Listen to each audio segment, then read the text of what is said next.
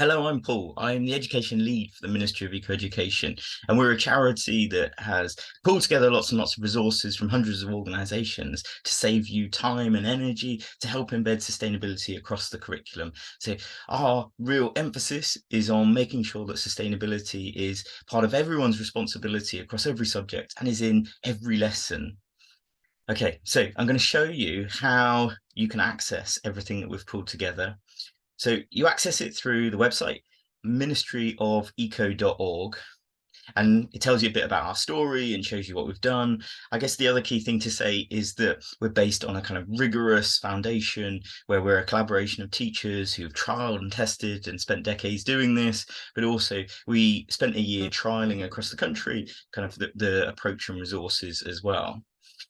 The other thing I guess to say as well is that we are funded by Dale Vince through the Green Britain Foundation, and Dale is the founder of Ecotricity and a whole variety of other Green Britain group companies that have experience in doing this on a day-to-day basis, and that's a really important part of what we bring to this as well.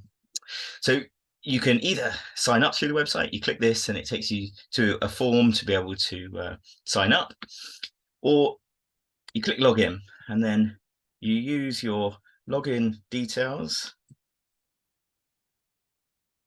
to then log in.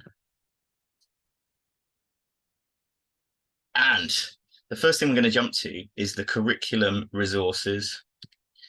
So we've structured the curriculum.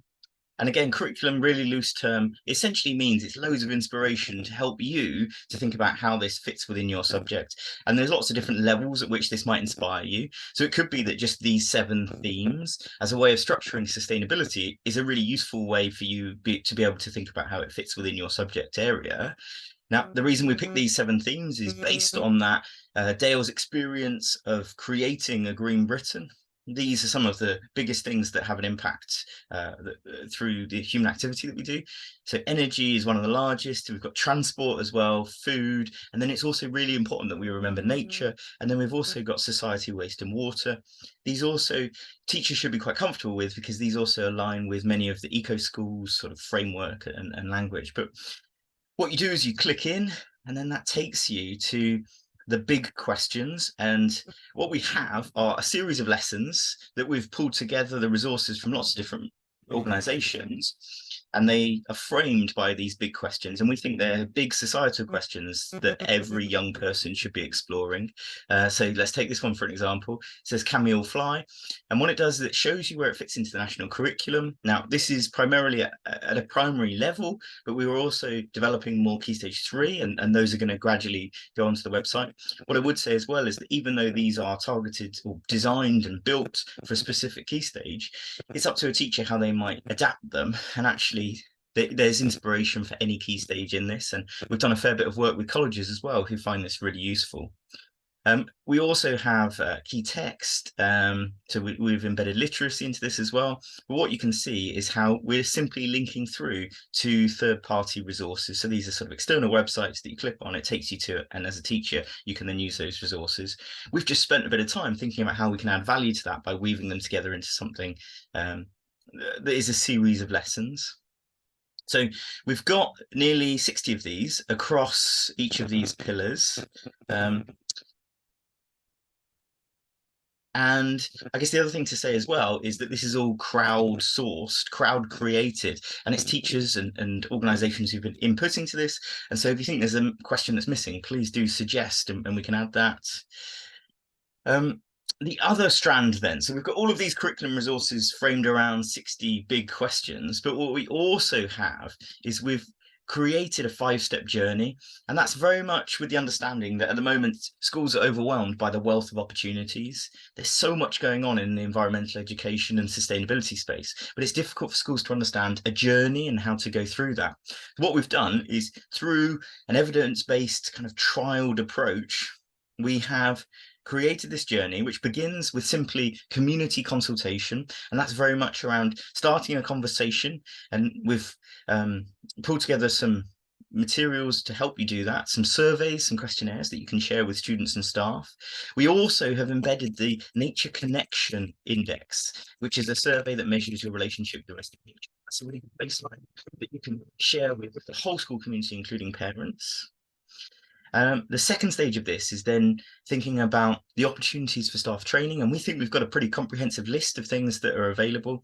We've also got resources to help you map your curriculum, because actually, before you start teaching anything that we've created, the first and easiest step is to think, okay, where does sustainability already sit within our curriculum, and what are the easy first steps? Is there a topic that overlaps that we can just pull some resources from? And sort of mix them together. It might be that you decide to take a whole standalone question or series of lessons. We've also then got a kind of a list of external organizations that you might connect with, and they include things like Let's Go Zero. That's definitely one to sign up to. You've also got things like the UK School Sustainability Network, but there's a whole wealth of organizations that it makes sense for you to sign up to, and then you start receiving information and resources from them directly. We've also shown how by teaching these series of lessons, you can also achieve the certain awards around sustainability and badges and flags, and they include things like plastic-free school status, and that's by actually teaching the lesson. So it's not an external kind of pressure outside of lessons. The whole point of this is to make it easier for teachers to just do this within lessons. We've also got resources to help you to map your school grounds, and also to think how that is a resource that you can use within the curriculum. And then step 3 is then thinking, okay, which of these topics are we going to start with? Which year group might start with this? Who's going to take the lead? And then you can start adding in more and more. You sort of build confidence and integrate more into your series of lessons. And again, this is super flexible. It might be that you're simply inspired by one of the questions. It might be that you take some of the resources. It might be that you take a whole series of lessons, but this is completely up to you. And then step 4 is thinking about reflecting on, and we've got some resources to help you to reflect on your teaching practice and to think about how you might then develop and explore more of this.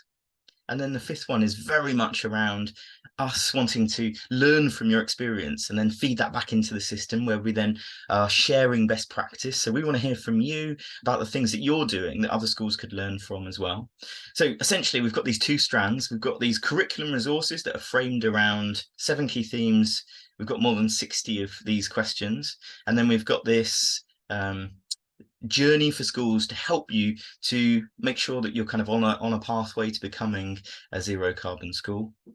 On the website, you can also see where a lot of the resources that we pull come from. We've got hundreds of organizations that we're partnering with. And then you can also see where nearly 1,000 schools and organizations that are engaged with us are. So good luck on your journey. Please get in touch if you need any help. But thank you so much.